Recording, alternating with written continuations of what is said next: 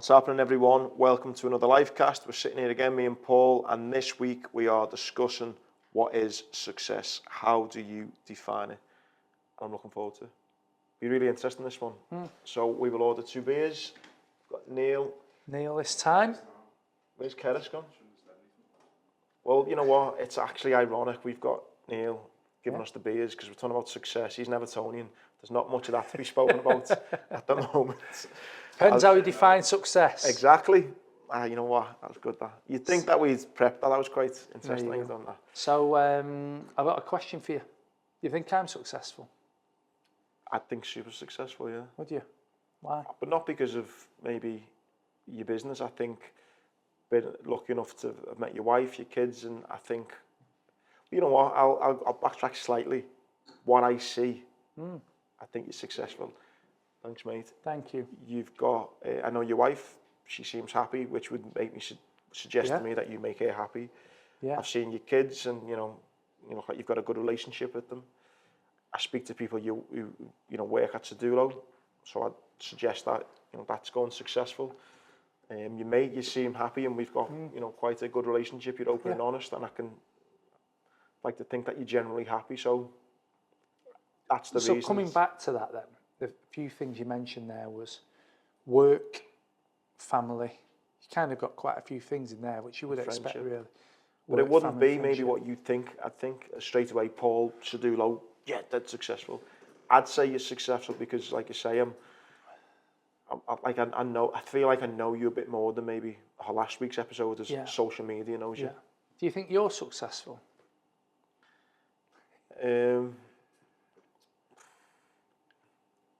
Again, it's funny. What is success? No. How are you measuring your own? Probably, I think I've probably got lots of unfulfilled potential. So if that's what I'm marking it on, then I would say I'm unsuccessful. Based on the potential I know I've got. You didn't mark me on unfulfilled potential, just so you know. Well, there you go. So if I was marking on that, maybe you would be. You changed your. This would be quite interesting for people to listen to, because I asked you because I asked you. I thought I knew what you'd say, and I'll have my own version of what I think I am and what I think you are in a second. But I thought you'd say roughly what you say. I knew you wouldn't say, "Oh, I think you've got money or whatever, or got a good business or whatever it is." I knew we know each other deeper than that. But when I then put it back onto you, and I think a lot of people need to resonate with this, is that, again, you look at everybody else and you go, oh, I think they're successful because they're a good dad, you mentioned. Well, do you think you're a good dad? Do you know what you've just stumped me on straight away is how you've started the podcast. Yes, success, right? I've viewed you on one level of success and I've viewed myself on a completely other level of success. I didn't plan that. I know. I didn't plan that. I didn't even know how I would answer until you asked me, and I thought. But I know how I feel, and I thought, I wonder how Andy feels about me. And when you said it, I thought, oh, I kind of thought he was going to go somewhere along that lines, right? But then when I asked you about you, all of a sudden, to me, you went, well, you look like you're a good dad. You never even mentioned you being a good dad. I know. So what you did was you immediately changed the goalpost on yourself, how you measure success. That's weird. Maybe we could end the podcast at that, because I think though we're gonna talk about go down various avenues, but I think essentially we've summed up what that is because it's comparing, isn't it? Yeah. And it's like I might be good in these ways, but I'm gonna diminish that and compare it to what Paul's good at. Yeah. You picked 3 areas of my life that are good, right? And said I think you're successful because those 3 areas that I'm looking at you are good. And then when it got to yourself, unfulfilled stuff, you removed the 3. So all of a sudden you completely changed it. And I think everybody does that. Yeah.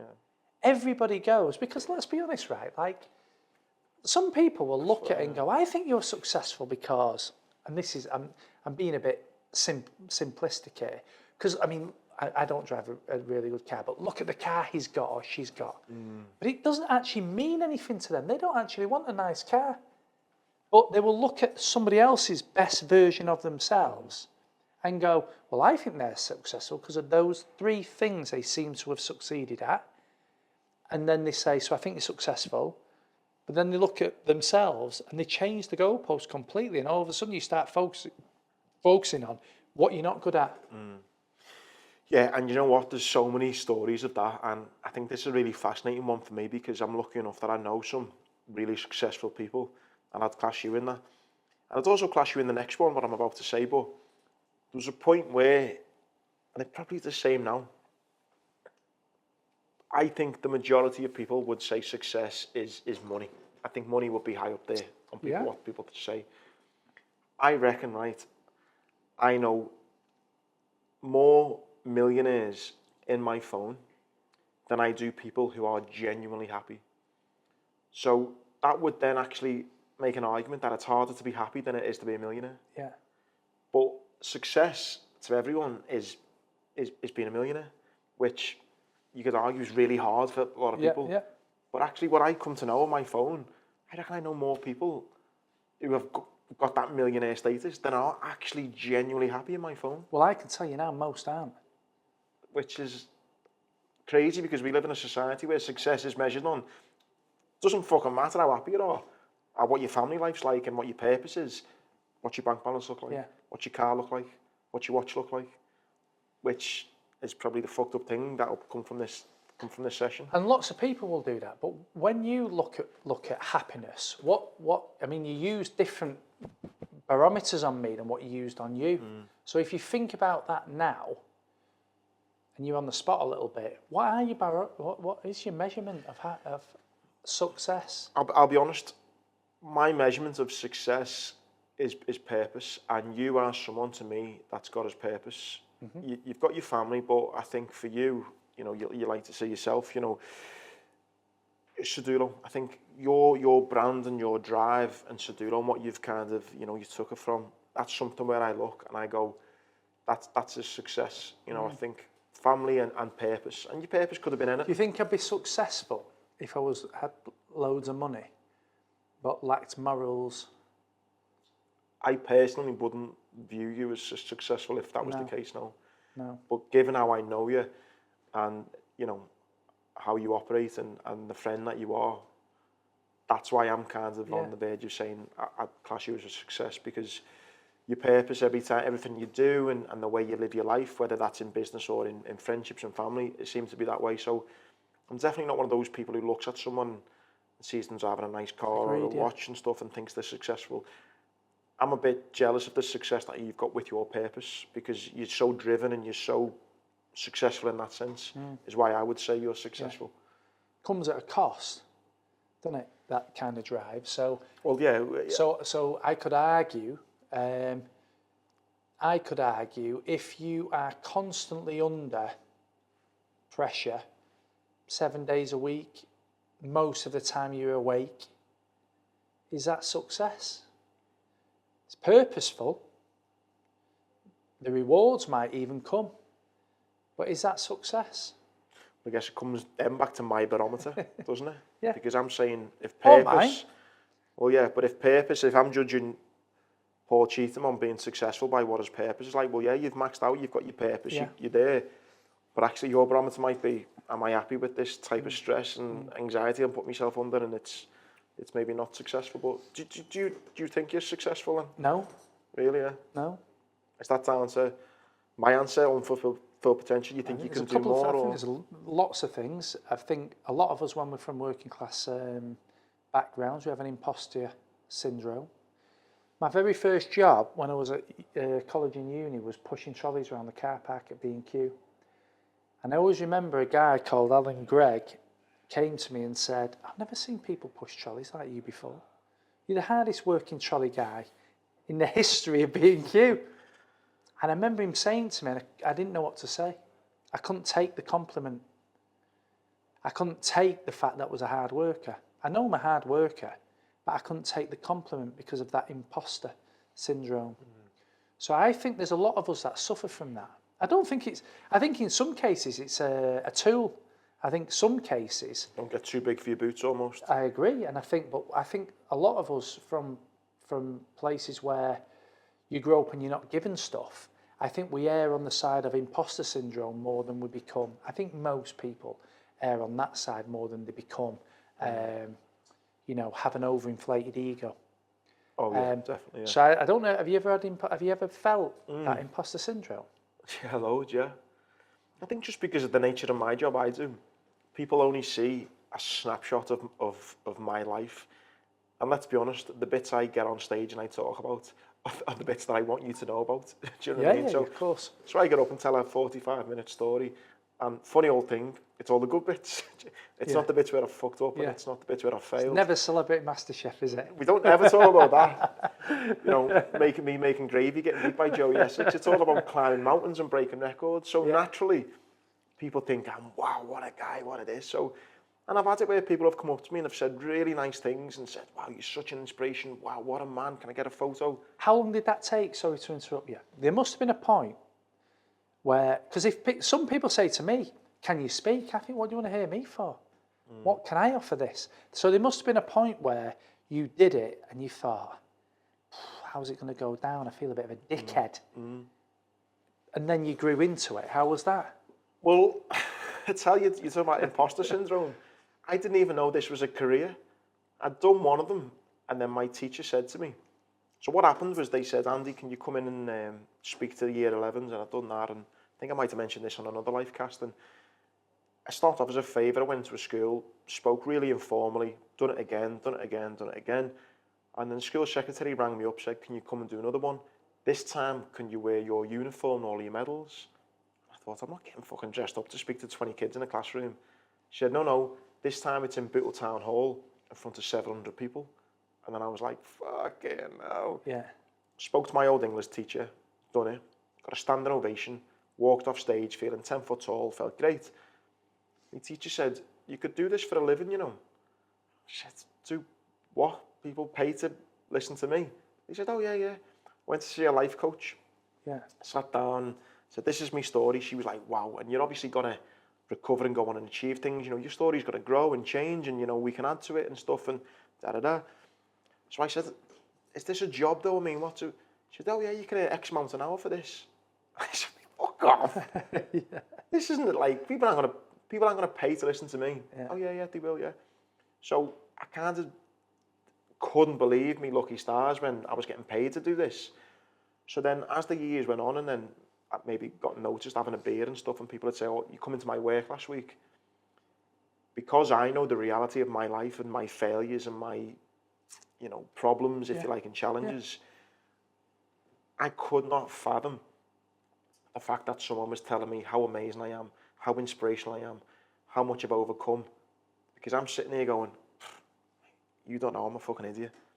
You know, I lost my bank card last night. Do you know what I mean? I'm overdrawn because I went out last weekend and I'm fucking, and I found it really uncomfortable for someone to say how successful I am and how proud of me they are, and it was weird, and it's still to this day when it happens, it's like people go, oh, the podcast's great and da-da-da, and I'm like, oh, I know, but I'm still struggling inside with various bits and bobs, and that's the thing about success, when people go, wow, and it's like, no.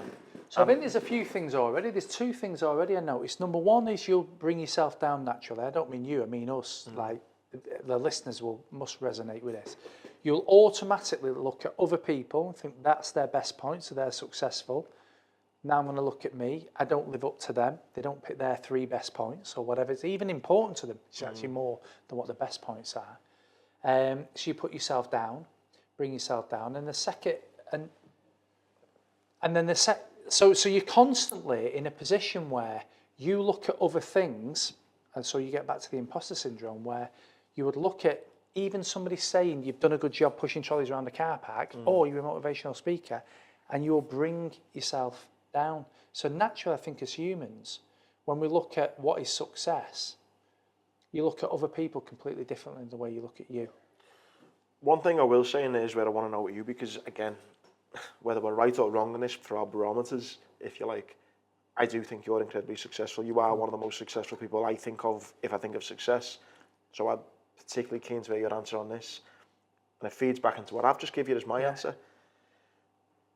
I think one of the reasons why I kind of almost play down my success to people when I do get compliments is because in the past, when I did start getting a bit of success, and I maybe told people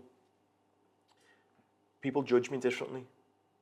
For example, it might have been friends from school. I'm going to go into names and situations, but I remember there was definitely a time where I started becoming successful, if you like, and then I would, very naively think, well, this is great. I'm doing well, and people are going to be happy for me, and I'll tell them, and it's maybe then looked upon as me boasting. Yeah. And maybe it did look like that. I don't know. It was never intentionally put out like that, but so then people are a bit like, who the fuck do you think he is? And What do you think's wrong with boasting? Probably that working class background again a little bit. You're not meant to be. You're meant to be working. I don't think you should lie. No, but I mean, for example, when I remember getting my first international speaking gig, I went over to Boston to do a talk for a big pharmaceutical firm. They paid me to go business class. Listen, I'm from Bootle. There's no way I'm paying to go business class. Yeah. My first business class flight. I'm telling my friends, and fucking hell. And maybe the reception I was hoping for was, mate, we've seen what you've been through, congratulations, Yeah. And then when it's a little bit like, fucking hell, right, big time, fucking hell. And it's obviously all banter and a bit of this and that, but then, when a bit more, it sets in a bit more and you start thinking, well, so then it kind of pisses on your parade a little bit and you're like, okay, well, next time I just won't maybe say this, I won't go on about it as much, or I won't, be as happy maybe. And then over the years, maybe you go, I just won't fucking say nothing. Yeah. So then you don't really celebrate your successes as much. And we spoke about loneliness, and that was definitely kind of the thing for me. And I think with success... So who do you celebrate them with then? Well, that's the thing, isn't it? So what do you do with your success? So I think probably not being able to celebrate some successes probably leads to then when you do get success, you don't think of it as maybe as positively as you would do. Yeah. And that's something which I think for you, I view as you as being far more successful than me. There's got to have been times in your life where you've almost had to piss on your own parade because you've maybe been thinking, I can't. Constant, every day. I'm really happy and proud of myself, but I don't really want to say this. And sometimes you want to let it out, and you don't want to let it out in a boastful way. But, if you achieve something, that's I'm not talking about multi-million-pound business deals, by the way. I'm talking about little things of, sometimes it can be anything. But it gets to the point where we talked about loneliness on it. You're lonely to a degree, right? Because nobody really wants to hear about the successes, I don't think. I don't think, you just talked about it then. I always say I'm semi-successful. And the only reason I say that is because I feel disrespectful for my roots if I say I'm not, right? Because people are going to look and think, is he fucking taking the piss? He does blah, blah, blah, blah, and we can't afford a 2-week holiday and went to the same school. So I'm constantly trying to think, the idea of saying I'm successful, one would fill me with dread. Perhaps it would ruin my drive, ruin my purpose, but it's probably led more by the imposter syndrome scenario anyway. It would fill me with dread. I genuinely don't believe that I am anyway because of people's different measurement of success. So if I look at my life being chained to this business, I'm chained to this business. I can't move away anywhere from this business. I don't think that lack of freedom is success. Somebody once said to me, what I judge as freedom is having the time and money to do whatever I want. I'm not sure I agree with him because I wonder where the drive comes beyond that. Maybe you have to be driven to keep that continuation.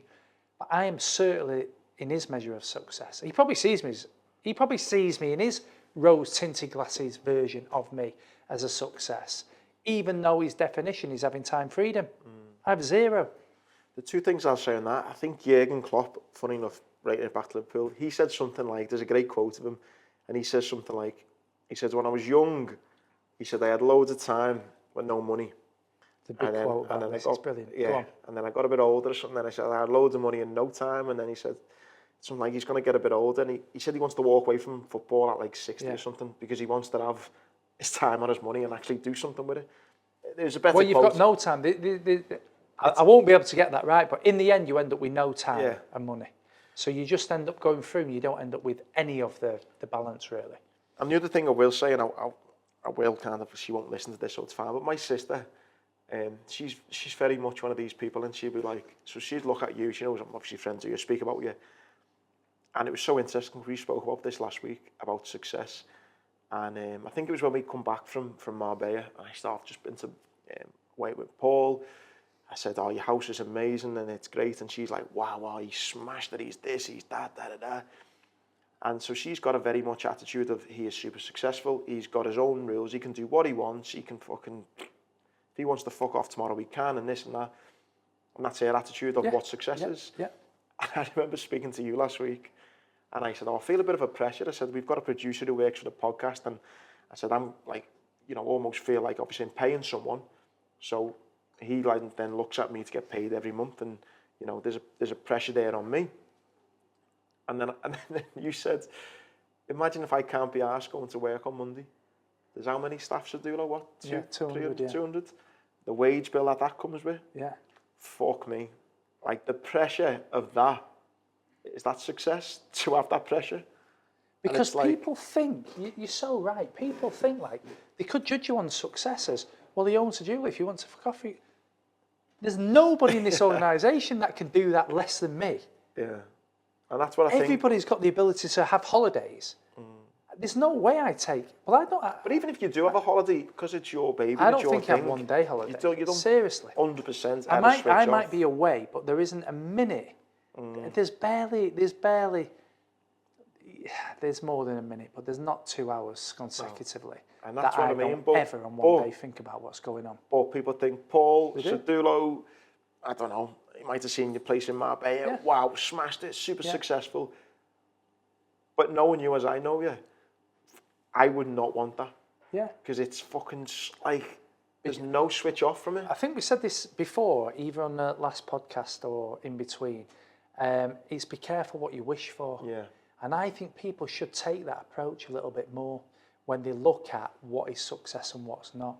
Because coming right the way back to the start of this, I kind of caught you out with 2 questions. I didn't mean to, it just naturally moved in that way.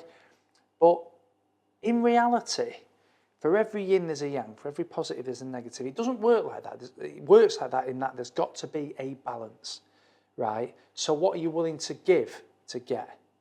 I don't think enough people on this podcast are sat here, and probably me and you the same, thinking, what is it that I value as success and what am I willing to give and what I'm willing to get? There's no point saying I want Paul's house if you don't want to be changed 7 days a week, 16 hours, right? Because that's what comes of it. There's no point saying I want... No point in saying I want to pick my daughter up and take her to school every day. Which I never can do. Without feeling the worthlessness that I feel of not fulfilling me, like driving purpose and stuff. Do you know what I mean? I feel like I'm dad of the year if I have to drop my kids off once a month. And I feel like a lazy bastard because I can do the school every day because I'm not doing anything. So it's like... What I think people don't do is actually determine what the success actually means. Right, so what they do is they just look at, coming back to the last podcast, which was on social, oh, what does it look like? Oh, it looks like successful people have private jets. Do they? Do they? How many times did they pick the kids up? How many times did they put them to bed? How much time did they spend with a husband or a wife? You know what's that interesting as well? You talk about success. You spoke, I think, a couple of episodes ago about your anxieties and that you've had in the past. Do you know success can feel massive when you are waking up? You've got a little kind of to-do list and you're waking up, you're drinking, it might be a pint of water, you're eating your multivitamins, you're having a decent breakfast, you're going to the gym, you're getting into work on time. At lunch, you might have a snack, and you have a kind of healthy day, and you've done all your ticks in your boxes.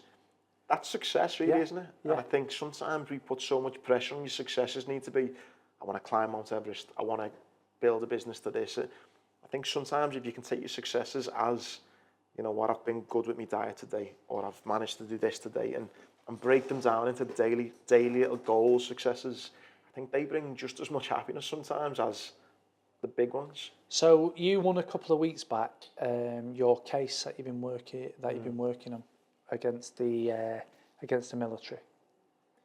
When you succeeded, how did it feel?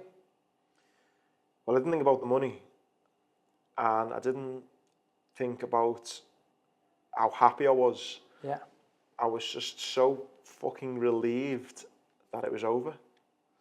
Didn't actually think about any of the benefits or any of the success from it. I was just so relieved it was over. Burst out crying. Because Of relief or happiness? no, relief. And I think that's what people have got to understand. On the flip side, when we've been part of selling businesses before and they've gone and sold for a fortune, that day or that day after, I've rang them up to see how they are. How do you think they are? Just sold a business. Tens of millions of pounds. Well, How I do only you think they are the day after? Not that I've sold a business for multi-million pounds, but I remember feeling how I felt after I broke that world record, and I felt fucking empty. Like, what the fuck do I do now? How do they feel? Exactly the same. Yeah. And everybody thinks, oh, but what they do is they lose some purpose. The journey stopped. Whenever you interview somebody who's lived a while, they talk about the journey more than they talk about the success. And that's why I think people who are listening, watching, have got to be very careful about how they deem their own life and their own success registered against somebody else's. And that's what's so fascinating for me, and I'm so glad, by the way, we've turned our conversations into a public forum, because for the past few years, we've been having these type of debates, and it's like, for someone looking in, maybe an Andy Granter 3, 4, 5 years ago, whenever we first met, would be that naive to think, wow, that's what success is, and then knowing kind of things you realise, actually. And I told you before we started, I remember week 32, so I'm about to do my Royal Marine pass out, and we're about to go and do our pass out parade with all our family. We're at the weapons armoury. We've been given our weapons because you do like a drill and you do a big weapons display, and it's a fantastic thing for the families to see. And one of the corporals got us there, and he said, lads, you know the feeling you're feeling now of this like pride and this like emotion? He said, keep hold of it for as long as you can, because it doesn't last forever. And you know what, he was right, because wanting to be a Marine felt better than being a Marine. And I can imagine it's the same for some of your clients. Wanting to get a business to X amount and then cashing out felt better doing that than it did cashing out. Yeah. I can only imagine. It's a fact. It's a fact. So I think when you look at it, and if I look at success, I think it's about balance. And we were lucky to go to Iceland, and it was, where are you in terms of, we took the 4 things, and we took how much you help others, which is important, I think, to most people when they're on their own 2 feet. What do you do for yourself? How are you doing at work? And how would you rate yourself in terms of being a family person or man or woman? And I think in the end, the first thing is you've got to be aware that will change, right? You can't always be the same level. And it's like, I'm there as a family, I'm there as a work, I'm there. It's impossible. Have a bad time at work, you need to focus on work. Have a bad time in the family, and it has to go. It's just like an equaliser. So I think the first part is to being aware. The second part, if you ask me, is to actually really truly understand what it means to you to be successful. All of us, I mean, individually. Because the start of this conversation didn't mean to end up like that, but it actually was a perfect example of how we all look at other people with rose-tinted glasses, and when we register ourselves, we give ourselves a different barometer or measurement. And then actually, what we should do is, if I know that happiness looks like that, succeeding looks like that, I should register you the same as I register me. I shouldn't just register what you're good at and what I'm bad at and say I'm crap and I'm not succeeding, I'm not happy. And I think not enough people take that time out for themselves to just do that very, very simple exercise.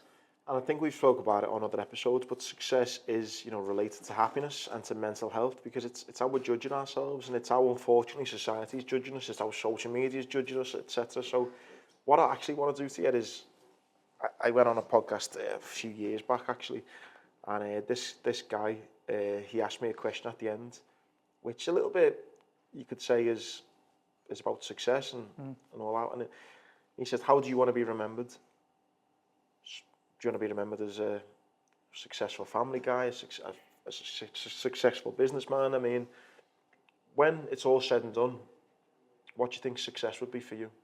What would success look like for Paul Cheetham? Comes back to that eulogy we wrote in Iceland. Again, we talked, I think, in the very first podcast we did about that eulogy. Your goals, yeah. And we talked about parenting. These are all interlinked, aren't they? I would not take £1 billion, and it's the truth, for my kids to think I'm a bad dad.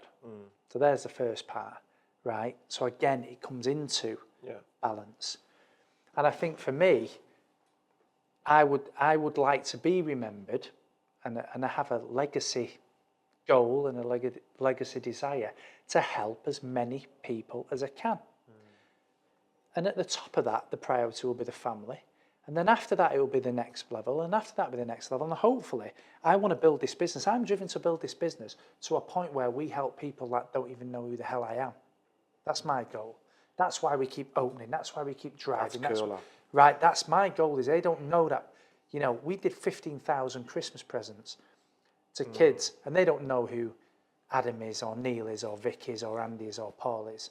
But to them, they got... Mate, you came into my old school, my primary school, and delivered about 100 presents to these kids. Nando's vouchers, you know, I think these kids weren't getting any of the stuff that you offered in your bundles. They won't know who you are. No. And I think it's like that old saying, isn't it? A man who plants a tree and someone will sit in the shadow of it when he's gone. That's like the meaning of life, isn't it?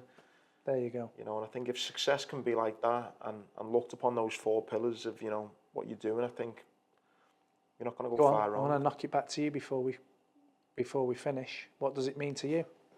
Success? Yeah. You got to measure me the same as you and Vic the same as you. We can't. Yeah.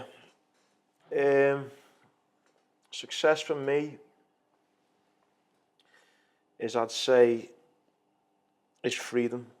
I think because I'd like to think of myself as a good person, and I would like to make myself as successful as possible, so I have the freedom to do the things I want to do.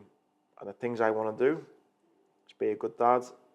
I want to inspire people with my story, and a bit like yourself, I want to give back. So for me, if I'm successful, if I want to view myself as successful, it's someone who is those 3 things, you know. The irony, I'm going to end this one, you usually end them all. The irony is, you started the conversation here by not saying you're successful, not admitting you're successful, because you had a different barometer. And then 40 minutes later, the things that really, you've just mentioned 3 things there, and you're successful in every single one of them. There you go. That's the end of this podcast. See you next week.